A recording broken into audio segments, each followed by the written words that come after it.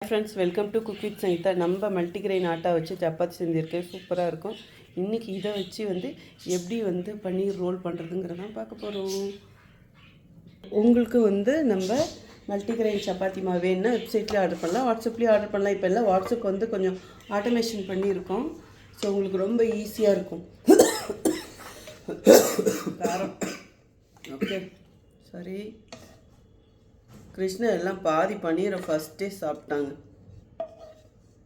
Just அப்படியே அவ்வளோதான். உள்ள மசாலா வைக்கிறோம். இதை பாருங்க, நான் நல்லா நீளமாக பன்னீர் வச்சேன். ஏன்னா இல்லைன்னா சின்னதாக கீழே விழும். நான் இதில் என்கிட்ட வேறு எதுவுமே இப்போ இல்லை. அவ்வளோதான்.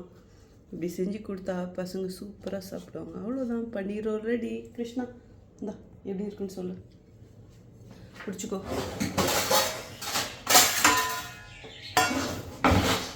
இன்னொரு பன்னீர் ரெடி பண்ணலாம். சூப்பராக இருக்குங்க. நம்ம மல்டிகிரெயின் ஆட்டா வாசமாக இருக்கும். சும்மாவே சாப்பிடலாம். அவ்வளோதான். ஒவ்வொன்றுக்கும் 2 ஸ்லைஸ் பன்னீர். இதுக்கு மேலே வைக்கிறதுக்கு இல்லை. எல்லாம் சும்மாவே இது தின்னுடுச்சு. நம்பால் நல்லா இருக்கா? எப்படி கிருஷ்ணா? ஓகே, நல்லா இருக்கா? ஓகே. ஸோ நீங்களும் போய் நம்ம மல்டிகிரெயின் ஆட்டா இது ஆர்டர் பண்ணுங்கள். அப்புறம் மெயின் பார்த்திங்கன்னா garam masala, chilli powder, coriander powder, அப்புறம் இது எல்லாமே நம்ம மசாலா வச்சு இந்த பன்னீர் செஞ்சேன். சூப்பராக இருக்கும். ட்ரை பண்ணி பாருங்கள். அடுத்த வீடியோவில் பார்க்குறேன். see you, bye bye, love you all. எல்லாருக்கும் ஹாப்பி சண்டே. ஒன் மோர், இதுவும் இதையும் வச்சிடலாம். ஜஸ்ட்டு இந்த பன்னீர் இது எப்படி செஞ்சேன்னா, பன்னீர் இந்த மாதிரி ஸ்லைஸாக கட் பண்ணி வச்சுட்டு ஃபஸ்ட்டு கொஞ்சம் பட்ரு இல்லை நெய் ஏதாவது ஊற்றிட்டு, அதுக்கப்புறம் அதுலேயே கொஞ்சம் சில்லி ஃப்ளேக்ஸ் அது என்ன பூண்டு நாங்கள் ட்ரை பண்ணி வச்சுருப்பேன், அது போட்டு, இல்லைன்னா நீங்கள் பொடியாக பூண்டு கட் பண்ணி வேணாலும் போட்டுக்கலாம்.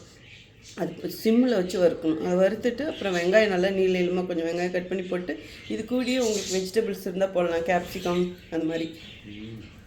லாஸ்ட்டாக இதில் வைக்கும் போது லெட்யூஸ்லாம் வச்சுக்கலாம் உள்ள. என்கிட்ட எதுவும் இல்லை. அப்புறம் ஆரிகானா லாஸ்ட்டாக மேலே தூவிக்கலாம். நான் கொஞ்சம் அப்புறம் சில்லி ஃப்ளேக்ஸ், உப்பு இதெல்லாம் தான் போட்டு பன்னீரை நடுவில் அப்படியே ஸ்லைஸாக போட்டு பன்னீர் அப்படியே புரட்டி எடுத்துட்டேன். இந்த மசாலாலாம் கொஞ்சம் சில்லி ஃப்ளேக்ஸு, அதுக்கப்புறம் கொஞ்சம் சில்லி பவுடர், கொஞ்சம் கரம் மசாலா, சால்ட்டு, கொஞ்சம் மல்லி பவுடர் லைட்டாக தூவி விட்டோம். ரொம்ப ஓவர் மசாலானா குழக்குன்னு ஆகிடும். அவ்வளோதான். இது அப்படியே அவ்வளோதான். ரோல் பண்ணி சாப்பிட வேண்டியதான். நம்ம சப்பாத்தியை இதை வெறும் வாயிலே சாப்பிட்லாம். எங்களுக்கு இந்த மாதிரி நல்லா அப்படியே ப்ரௌனாக இருக்கணும், இப்படி கலர் வந்திருக்கணும், அப்போ தான் பிடிக்கும். சும்மாவே சாப்பிட்லாம், ரொம்ப டேஸ்ட்டாக இருக்கும். நிஜமாக சொல்லலாம், அப்படிமா சும்மா சொல்லலாம். அவ்வளோ டேஸ்ட்டு சூப்பராக இருக்கும்.